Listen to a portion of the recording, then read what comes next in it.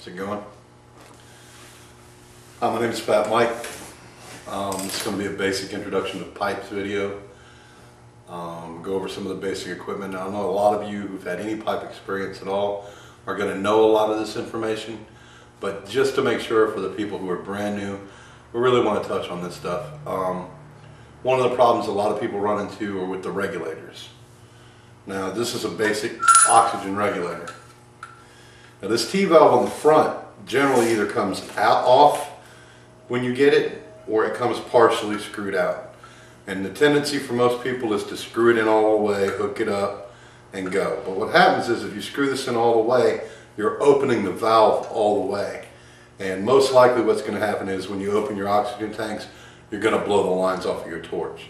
So you want to start with this almost all the way out, turn on your oxygen tank, and using this gauge, adjust it to the pressure that's recommended for your torch. Each torch should come with a booklet that gives you a recommended pressure, and just go with that. Another important piece of equipment, safety glasses. You can use basic didymiums, they come now with basic didymiums with shade 3 or shade 5. These are Oura lenses. I've had this particular pair of glasses, I'm going to say close to 12 years. Most of my glass blowing career actually. This was one of the first sets of 286s that Oura Lens put out. And I've been very happy with these glasses, very happy with the company. A couple of the basic tools is the ball grabbers and claw grabbers. These are the medium size. This is a claw grabber, obviously. This is a ball grabber. This is better suited for grabbing round objects like marbles. This is better suited for grabbing smaller pipes, things like that. We use blow tube assemblies, and I'll be using them extensively through the course of this video. There's two ways that you can set them up. The first way is with a small rubber stopper. It's basically self-explanatory. They come in many different sizes. I have them that fit all the way up to 50 millimeter tube. I get most of my supplies through Generations Glass, and both the blow tube assemblies and the stoppers are readily available through them. They have a website, generationsglass.com. The other way is to take a small piece of the flexible tubing and attach it to the end, and leave just enough space here so that you can slip your point in or your handle, depending on which one you're working with. Usually I pull points for larger tubing like 50 mil, 44 mil, and it's important to have a way to put that blow tube on. The benefit of the blow tube is, especially when you're first starting, is you're not trying to change your angle. You're able to do everything directly in front of you, and it makes it a lot simpler to see what you're doing. Like for example, with inside out work, when you're condensing the work down, makes it a lot easier for a beginning blower to see whether or not the work's actually cooked in. Another tool that we use for a lot of the production stuff is bench rollers. Now these will be used to spin on color, and you'll see that later in the video. One of the pieces of equipment that just can't go without being seen, John, will you show them the fan? You gotta have a ventilation fan. There's a lot of different dispute over what's good ventilation, what's bad ventilation, and I'm not going to claim to be an expert on ventilation. The one thing that I'll tell you for sure is you have to have a positive inflow and a positive outflow of air. As the torch burns, it creates carbon monoxide, and that's probably your largest danger, is being in a small space with a buildup of carbon monoxide passing out. Needless to say, if you fall on top of your torch while you're unconscious, it's probably not a good thing. There are some colors, most notably the cadmium series, a lot of the exotics that have a lot of heavy metals and rare earths, and things that generally, if you bring them up to a boiling temperature, can cause you health issues. We use 1024 CFM attic fans in a hole directly in the wall, directly in front of the torch. In this particular studio, we have 4 benches set up, and we have 4 fans. When you figure the CFM of the fans versus the area of the room, the air in this room changes out really, really fast. Probably one of the biggest problems with having excessive ventilation is it makes it very difficult to heat or cool the room. nobody said glass blowing was going to be easy. For the beginning, we're going to cover the different flames that your torch can produce, how to correctly light your torch, and from there we'll move into fuming and how to do basic pipe, and then we'll go a little bit more progressive from there. There's 3 different types of flames that you'll deal with on your torch. One is a reducing flame, and a reducing flame has a higher propane content. A neutral flame is a pretty good balance between the 2 gases, and an oxidizing flame has more oxygen than it does propane, an excessive amount of oxygen. Both the oxidizing and the reducing flame, by putting out more gas than the torch can burn, creates a slightly cooler flame, a different atmospheric flame, and a lot of colors work differently. We'll get into that as we go later into the video. Alright, so from here we go to the torch. Alright, so first thing we want to do before we start is we're going to turn on the exhaust fans. It may make hearing me a little more difficult. I'll try to speak up. Please bear with us. This is some of our first videos and we're still kind of learning the process, but you do want to make sure that your exhaust fan's running, because again, you don't want carbon monoxide to build up in the room. Alright, now this particular torch has the 2 knobs on the right hand side are the inner fire, the 2 flames on the outer side are the outer fire. One general rule for any torch that has an inner and an outer fire is you can run the inner fire without running the outer fire, but you should not run the outer fire without running the inner fire. I always say the easiest way, if you haven't worked with a torch before, to remember when you go to light a torch is poop.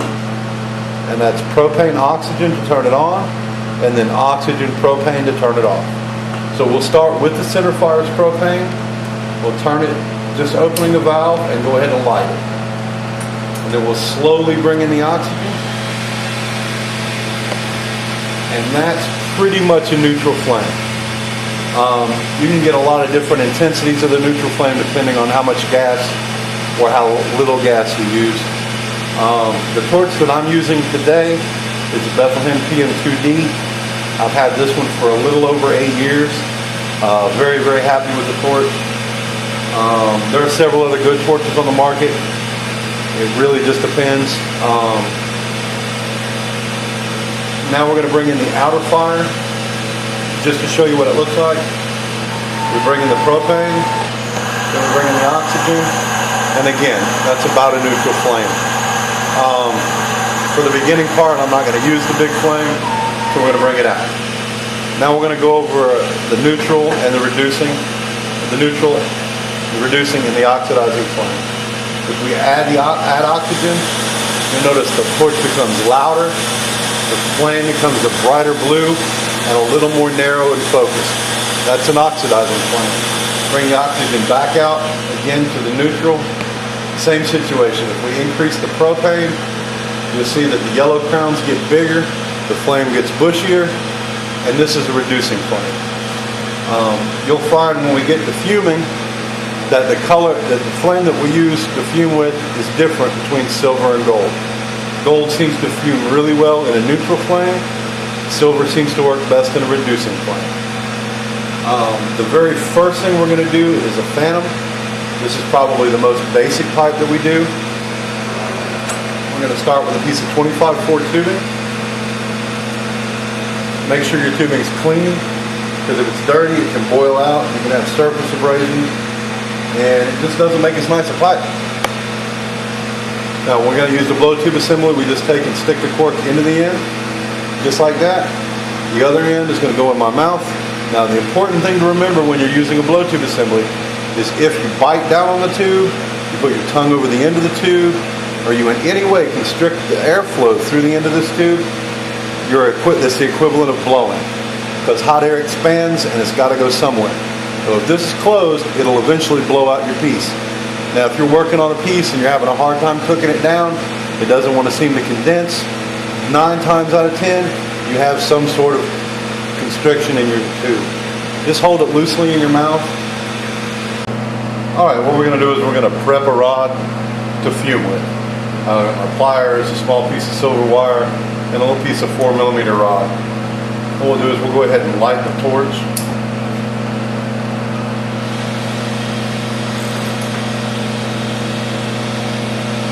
We'll take the pliers and we'll hold the silver wire in the pliers like that. What we're going to do is we're going to heat up the end of this. You can do it with your fingers, but you'll get burned more often than not. We'll take the 4mm and go ahead and get the end of it so that it's liquid. We're going to go ahead and take it up to that stage 2 so it flows incandescent. And we're going to heat up the end of the wire until it starts to ball up. You'll see that it does start to ball up just a little bit. We're going to get that ball liquid and then we're just going to tag it to the rod. You can see that we've got a little ball of silver right on the end of the rod. It's a whole lot simpler doing that than it is trying to pick up small cut pieces of silver. Now what we're going to do is go ahead and bring in the outer flame, and for silver fuming, if you warm up the outside of the tubing before you fume, you seem to get better results. So now we're using a larger flame, still using the neutral flame. We're going to go ahead and warm this up. Now, when you're heating glass up, there's two different types, two different stages to the heat. Generally, those are referred to as stage 1 and stage 2. I've heard several different people give several different definitions, so we're not going to be real picky about it. For us, we're going to say that stage 1 is this orange glow. And stage 2 is where the glass will actually start to go incandescent and give off a white glow. But we don't really need to take it that far, and at stage 2, it becomes floppy. What we're going to do now, take a fume rod. I have a small piece of silver here on the end of a rod. We'll go down to the reducing flame, kind of hang where the silver is in the tube on the rod, into the flame, and just back and forth. It's nice and easy how well that fumes up. Now we'll bring out the outer flame a little bit, bring this back down to a neutral flame, and we're just going to kind of cook in that fume work just a little bit. Now, we're going to take another piece of 4mm and attach it to the front. And you'll find that if you do this while the glass is rotating, it's a lot easier to find the center. Also, once we attach these two pieces together, I'm going to try to immediately go to the next step because it just seems to make everything line up easier, especially in the beginning. We're going to just take and get both of them so that they're both at about stage 2. We're going to bring them together, bring them apart. We're going to keep rotating both of them. We're going to go right back to the back of the fume hook. Now, I fumed about 3.5 inches, where on this particular torch, that's about 2.5 torch lengths. And we're going all the way back to the end of the fume work, and we're going to heat this up, and we're going to do a stem pull. Now the stem pull is a short, fast pull that thins out the wall of the glass. So what we're going to do is we got it ready, we're going to take it out, and we're just going to do a quick short pull. Okay? Now we start at the shoulder, the tape. If you'll notice the taper gives you a shoulder. So we're going to start at the shoulder of the back and move it to where we would assume the shoulder of the head would be. Which really, I'm not going much more than about a flame and a quarter around. Just rocking it back and forth, getting it nice and liquid. Once I've got it liquid, we're going to take it out and we're going to do a stem pull, which is a slow, even pull. And by going slower, we keep an even wall weight. We don't really thin the wall weight out. You see, I still have a moderate amount of glass left to do the head. I'm going to burn off the funny from the front. Now I have this little gatherer glass on the end. It's better to clean this off, get it out of the way.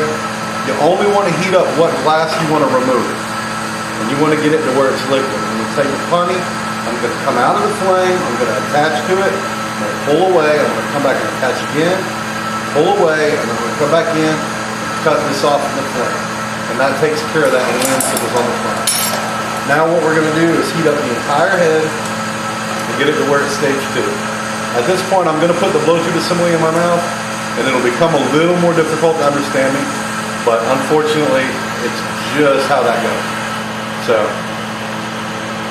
And we've got it all where it's pretty much liquid. We're going to come out and we're going to slowly inflate the head.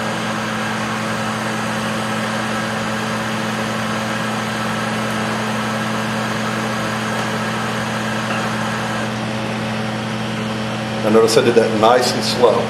If you do it real slow, it gives the chance for the wall to even out. Because the thin spots blow out a little faster, but once they get so thin, they chill, and then the warmer areas will blow out a little more. Lets you get a nice even head. Alright, now what we're going to do is pop the bowl hole. You'll notice on the ball, we're going to pretend that we have an equator that runs around the center, this way. And what we're going to try to do is pop our hole either on the center of the equator or south of the equator. Because if we pop it to the front, then you make a forward-leaning bowl, and that's not very pleasant to smoke out of. We're going to come in underneath the flame so we can see what we're doing and heat up the spot where we want it to pop. Now you'll see that the torch will show you the spot that's getting hot. So what we're going to do is blow that out, and as it starts to rise up, I'm going to drop down in the flame, and that way I don't pop as big a hole.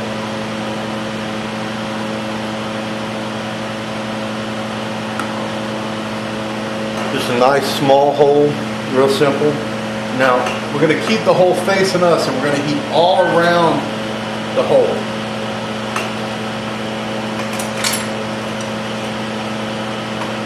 While I'm doing that, I'm picking up my bowl press. Now we got the area around it nice and hot. We're going to come to the marble pad. I'm going to blow lightly.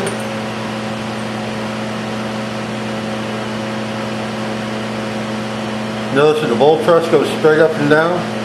If you want to put an angle on the bowl, like this one has a slight angle, then you do it with the tube, not with the bowl press. The bowl press should always be straight up and down. We look down in it, this bowl kind of drifts off to the side, so we'll just heat up right here around the top. Go back in, and just adjust it so that it sits in the center. Now we're going to heat up the bottom of it. This is the foot. This is what keeps the piece from rolling around on your table. Once we get the bottom hot, we're going to come down to the marble plate. We're going to touch the mouthpiece, bring the head down, and we're not going to lift the mouthpiece up. We're going to keep both of them in contact with the marble plate. Come back and just flame polish that briefly so that it doesn't have any imperfections or defects. Come right here to the side. We're going to pop a carb. It's the same thing as blowing the bowl, but it's a little harder because there's already a hole in the piece. And again, as it starts to blow out, I'm going to drop down. That way I don't pop as large of a hole.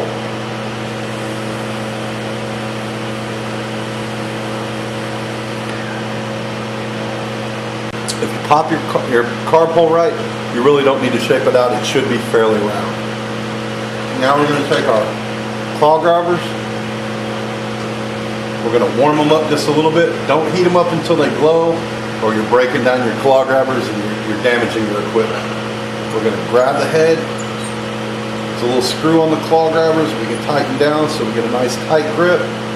Now, when we go to cut this mouthpiece off, what I'm going to do is I could cut it here at the mouthpiece, but since I'm going to have to clean off the mouthpiece anyway, a little time-saving trick is what we're going to do is cut off at the tube. And what we're going to do is get the area right here at the front shoulder of the tube hot. As we get it hot, we get ready to clean it off. You'll notice right now I have both hands rotating.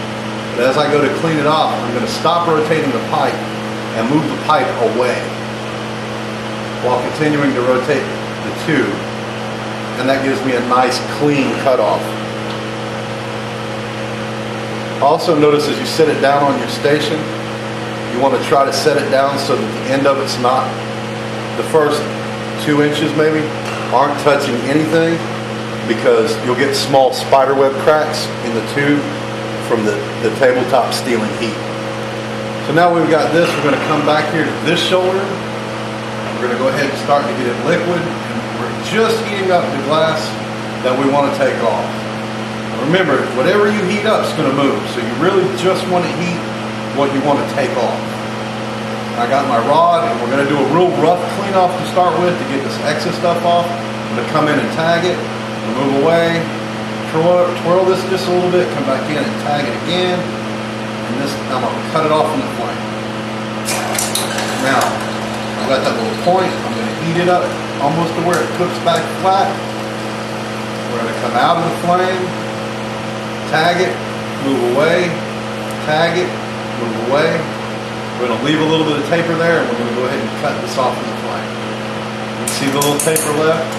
Now what we do is we take a pair of pliers or a pair of wire cutters, and we're just gonna nip that.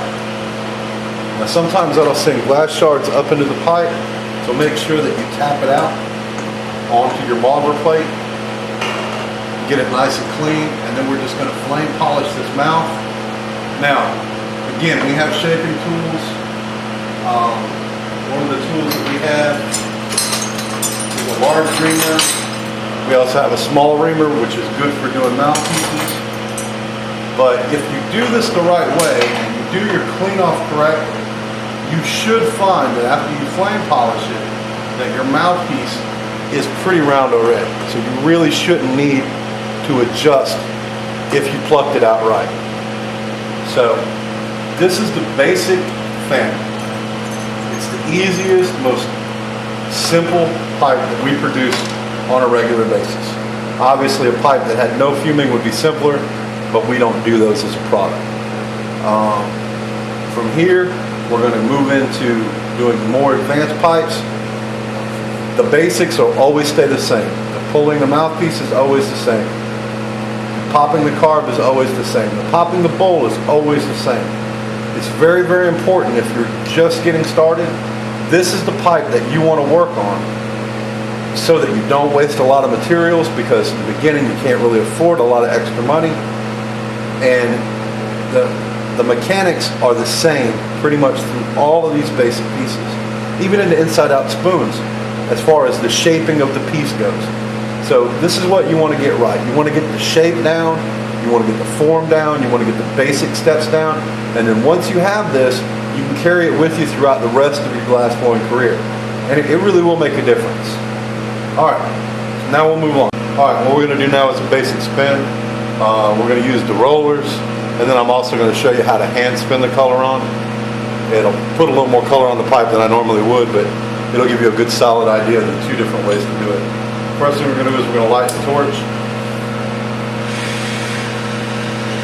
The color that I'm going to use for this pipe is one of my personal favorites. It's Elvis Red.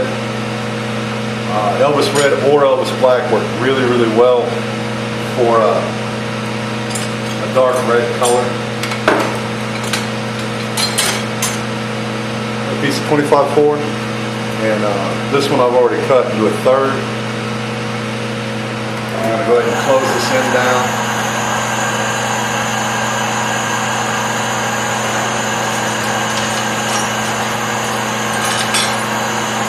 Now we're going to use the same motion for a whole lot of things.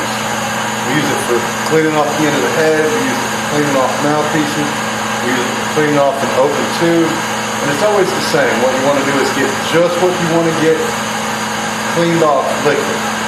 We're going to come in with the rod, tag it, move away, tag it, move away, tag it, move away, tag it. We're going to come out of the flame, and we're going to roll our rod as we pull this away.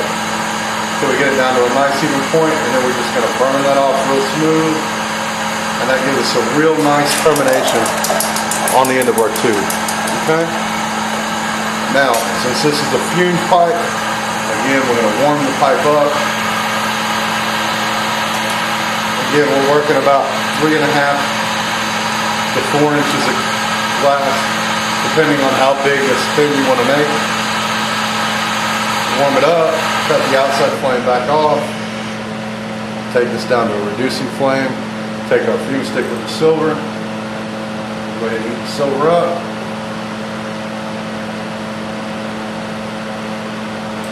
Get a nice even fume. Bring the flame back in, bring our center back down to a neutral flame. Go ahead and warm that in, get it nice and cooked in. And while this is hot, we're going to pick up a piece of red, kind of keep this warm in the backfire. We're going to set this down over here on our roller. Now we're going to get the first 1/2 inch to to 3/4 of an inch of the rod liquid. And then we're going to come straight over. I'm going to tag it to the end, pull away, and start to spin real slow. Now, when you use darker colors, they tend to be a little bit stiffer, like Turbo Cobalt is a real stiff color, and you're definitely going to have to spin faster with that to get good coverage. Now, to do the same thing, but to do it by hand, we're going to go ahead and get the first 1/4 inch of this liquid.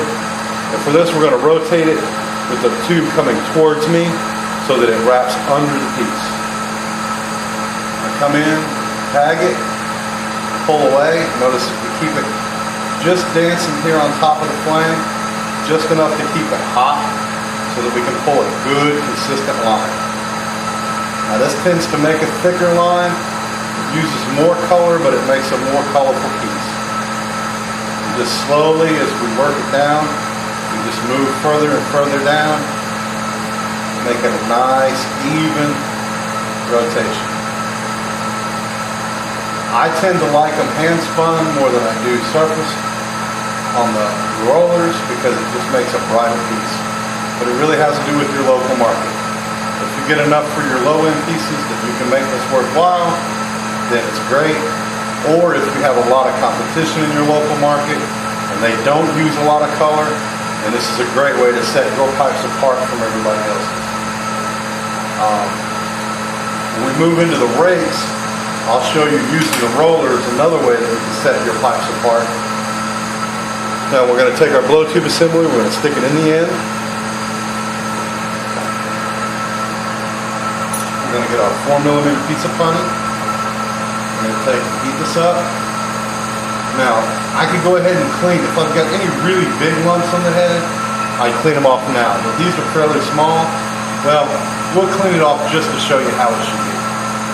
Again, we're going to get just what we want to clean off liquid. Once we've got a liquid, we're going to come in and tag to it, pull away, tag to it, pull away.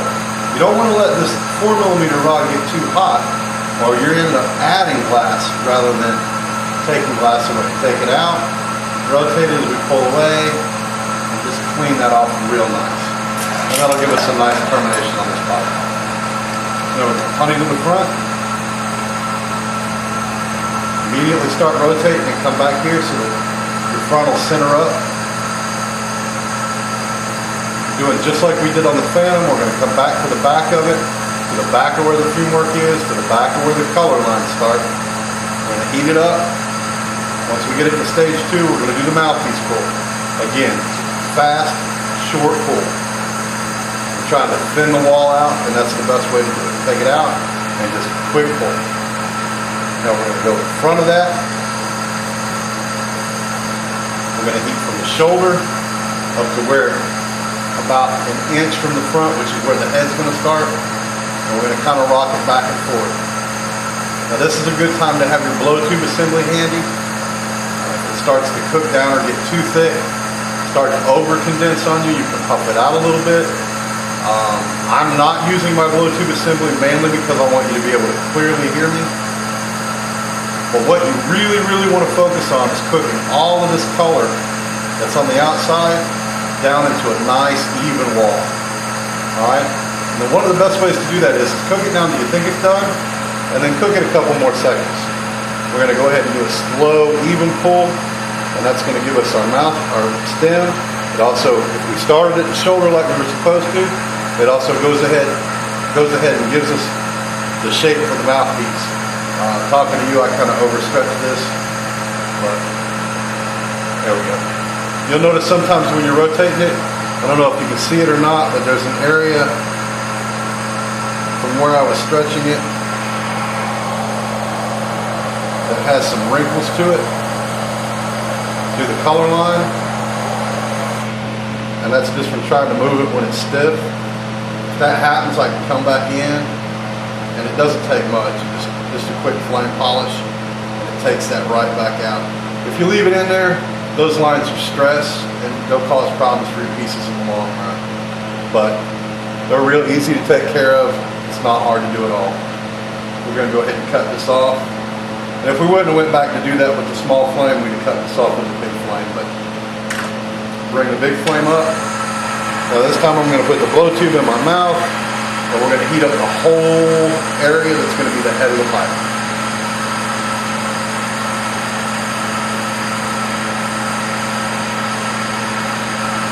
Just walking back and forth, making sure we get everything from the very, very front to the back of the shoulder liquid. And again, we're cooking it down until we get all of this pattern cooked in. Once we get it nice and cooked in, you see it starting to go smooth. And you think you got it cooked in, a couple more seconds. Okay, we're gonna come out and inflate real slow.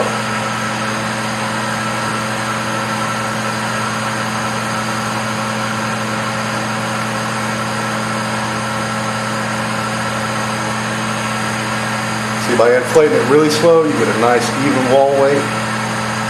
Makes a decent pipe. I'm gonna go ahead and let this cool down a little bit because you can see it's still orange. If I move into doing my bowl now, I'm gonna run the risk of distorting stuff. To be 100% honest with you, when I'm doing a production run, I roll straight into it, but I've been doing it for a long time, so kind of go with your comfort level. I'm gonna come down to the small flame, make it easier for you to see what I'm doing. I'm gonna come under the flame, and we're gonna pick, again, that median that runs through the middle. We're right at the median or south of the median for the bowl pop. And whatever you heat up is where it's gonna pop. Like the glass is very obliging. It lights up for you and tells you where it's hot.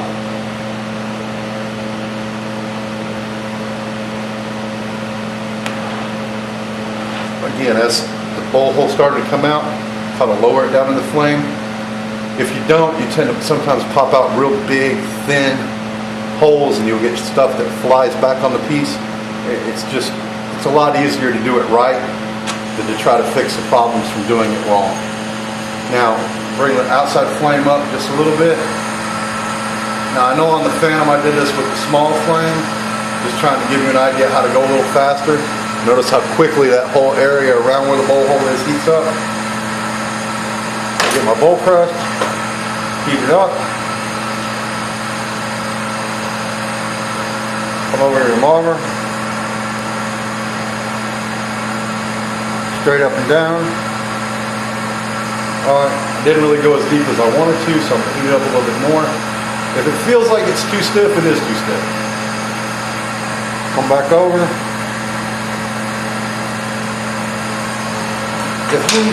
If you notice when you're doing your bowl press that you have straight up and down line striations coming from the bowl out towards the edge, that's stress.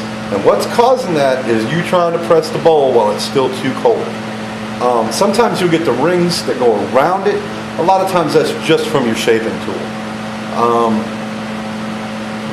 But you don't want the straight up and down lines because, you know, we all know the story of the guy who had a pipe. He was cleaning it and the bowl hole just fucking broke. Well, that's 9 times out of 10. Well, he was an idiot and was cleaning it with a screwdriver, or the glass blower that did it messed up. Now again, we're going to heat up the bottom of the foot.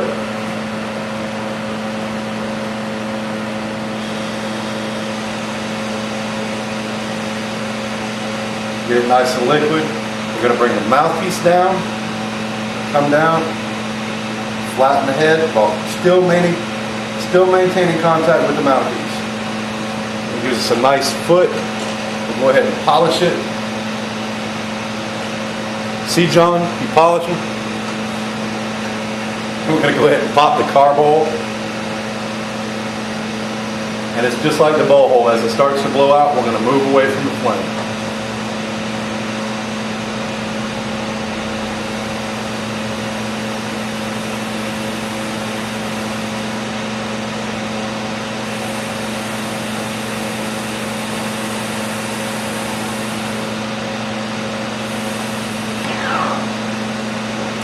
Now, the bowl hole on this one was a little bit large, kind of get distracted talking, so it was a little harder to blow out the carb.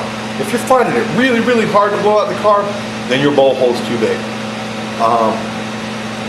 You can probably take your small reamer or your bowl press and put it in and block it up so you can pop the carb, but it's a whole lot better to just get it the right size so you don't need the tool. Most of the time, my apprentices cringe every time I say this, but to be honest with you, when it comes to problems with glass and how to fix problems with glass, the easiest way to fix most of the problems that you're going to encounter is to not have them in the first place. Don't do too big of a bowl hole, and you won't have a problem popping the carb.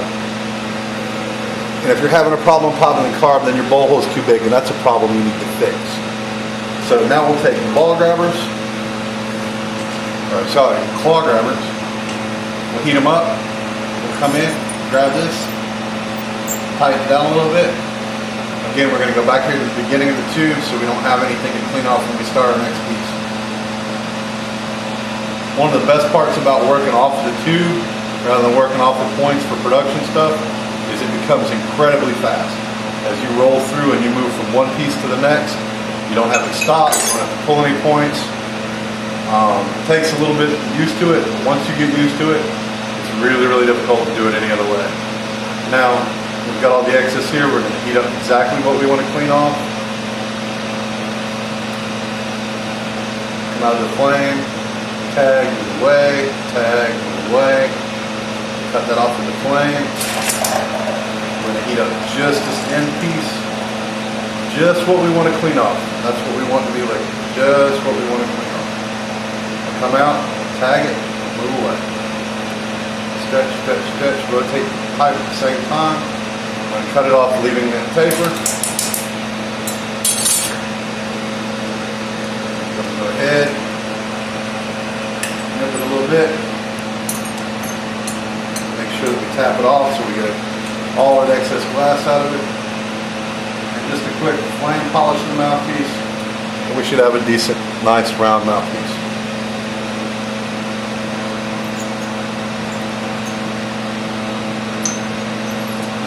You should be able to see, essentially, we're dealing with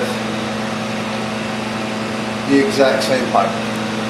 And you notice, even though I added all the extra color on it, it's still almost the exact same pipe. And that's because as I do each pipe, I work the same amount of glass.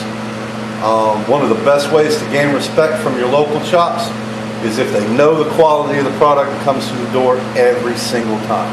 If they know that they get a production spoon from you, it's going to look the same as the last one they bought from you. They're going to spend a lot more money with you than if they just get random stuff every time. Now, this is not to say that production is the only way to go. One-of-a-kinds, one-offs are great, but a lot of times just having a good, solid production base makes it so that you get in the door with those stores and you can move into doing bigger and better things. So this has been how to do spins. The next segment we're going to cover is how to do rakes. Alright, so the next piece we're going to do is a rake stringer. Very much like a spin, except we're actually going to take 4 mil and rake through the paddle. Go ahead and start. I'll go over the basics again, just to keep everybody on top of it. Take the tube, we're going to warm it in.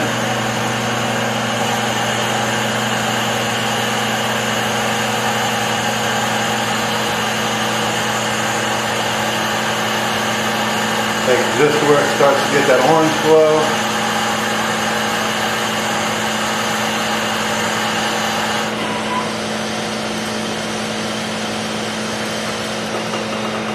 Take it down to a reducing flame.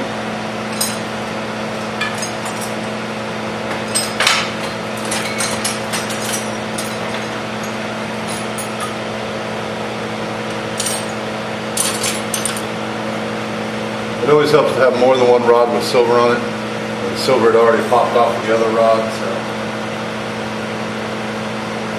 go ahead and fume. Nice even coat.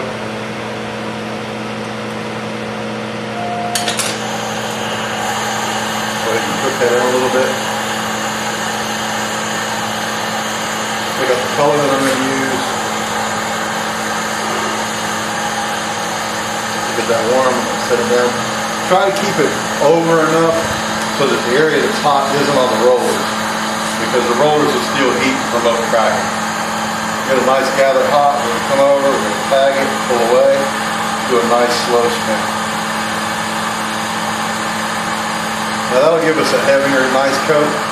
But when we were talking earlier, I mentioned a way to make the rollers make a fairly unique looking piece. to get a nice gather going. And this time we're going to tag it, we're going to come away, and I'm just going to move my hand back and forth while rapidly spinning the rollers. Now you'll notice I roll the rollers away from me, and there's a very important reason for that. Sometimes you get a little out of hand and it'll jump off the rollers. If that happens, you want it to land on your station, you don't want it to land in your lap. And you can also do that very same thing with a multitude of stringers with more than one color as a spin, and just cook it down. Looks real nice. Now we're going to take a piece of 4 mil. We're going to heat this up in a line. We're going to start heating up the 4 mil. Now, as I draw this onto the piece, I'm going to move the tubing, not the rod, and it seems to make the line draw better. I'll just slowly feed a little bit into the flame at a time. And what we're doing is we're just raking it down through that pattern. We'll go over about 1/4 of an inch, and we'll do it again. Again, 1/4 of an inch. Now, there's 2 ways that you can lay lines. And the way I'm doing it is by having everything hot and holding notice I hold this like a pencil. I'm actually taking this and raking it through the work with some tension. Or you can take and come at this angle, and what you're actually doing by going slower is laying a thicker line while still raking. Okay? Or you can same angle and go quicker, and you can smear it even further. But what you don't want to do is you don't want to lay big fat lines. Because big fat lines are harder to cook in. It's going to add time to your piece. Now we've got these lines running up. We want to get a nice termination at the front. So we're going to heat up everything that we want to clean off. Come in, tag it, move away. Come in, tag it, move away. Come in, tag it, move away.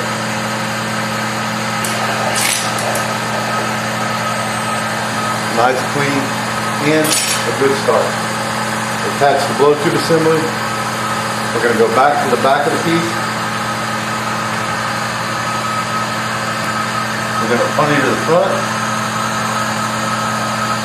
Rotate, rotate, come to the back. Heat that up. You want to make sure to cover the last 1/4 inch of the work in your flame so that you actually cook that all in, because that's one of the highest points on your work. So before I do this mouthpiece pull, I'm going to make sure those little knobs on the back are cooked down. And again, one of the best ways to do that is you cook them until you think they're cooked down, and then you cook it for a couple more seconds. I'm going to take it out, do the mouthpiece pull, short, quick pull. We're going to move to the shoulder in front of that. And heat up all but the 1.5 inches to the head. And again, depending on your flame or your torch, you may have to do this slightly different. You may have to rock back and forth more or less. What you want to do is you don't want to pull apart until you're ready to. Pretend you have a string tied between your arms that won't let them move away. I'm going to take it out, do a nice slow pull. Now, I made it a point to try to keep my line straight. While you're cooking it down, you can let it lag a little bit on one hand, and that'll actually spin the pattern up a little bit, give you a different effect. We'll go ahead and clean off this front. Detach the rod without leaving a big mess. Heat up all the glass that's going to be the head.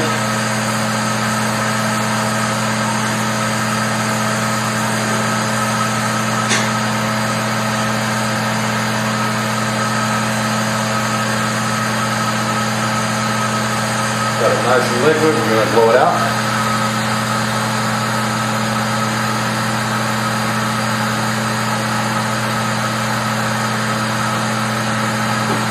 Notice how nice and slow we do that blowout too. It's really important to get that nice even wall weight. Pick up our bowl crush. Let it just cool down let it cool down just a little bit so it doesn't get slumping around on us. Pick where we want our bowl hole to go.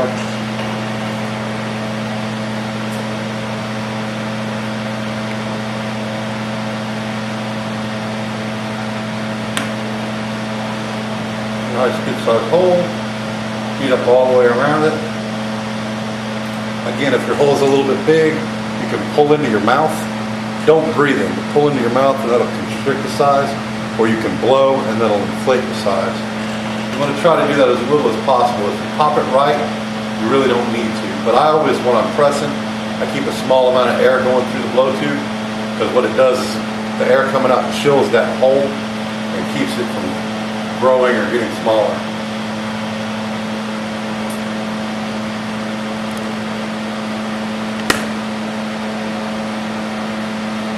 Again, the bolt press straight up and down, the pipe at the angle, a little off to the side, so heat it up. Takes just a second to get it so that it's centered in the bottom. Get your foot up.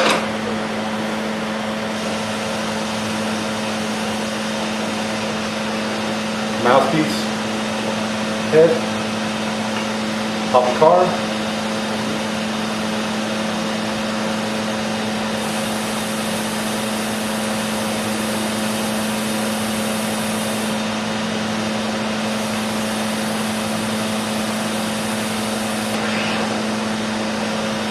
The one thing I didn't do was flame polish the bottom. You see how it gets that textured look? All it takes is just a second back in the flame.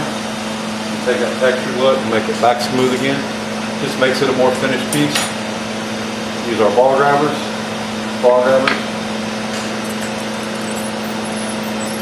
Sorry, I come from the time period when they were all claw grabbers, or all ball grabbers.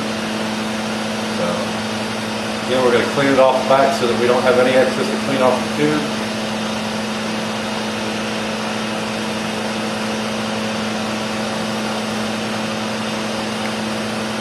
Get it liquid, we're going to stop rotating the pipe, continue rotating the tube, and slowly move the pipe away so we get a nice clean termination. Just like that.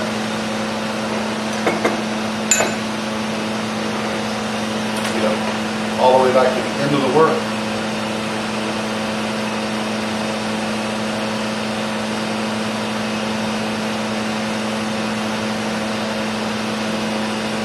Do a general clean off. Just try to get the bulk of what you want off. Tap off jar.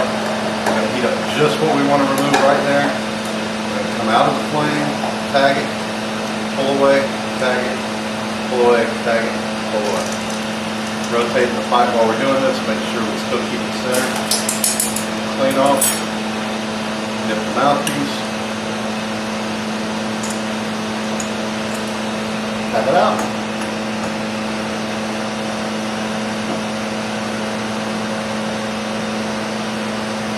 Flame polish it, nice reasonable size hole, and lay it down. Now, just to give you the comparison, we have the rake stringer, we have the spin, we have the phantom. Again, all essentially the same pipe. The only difference is the amount of work into the piece. This is going to conclude the basic demo, and good luck and good piping.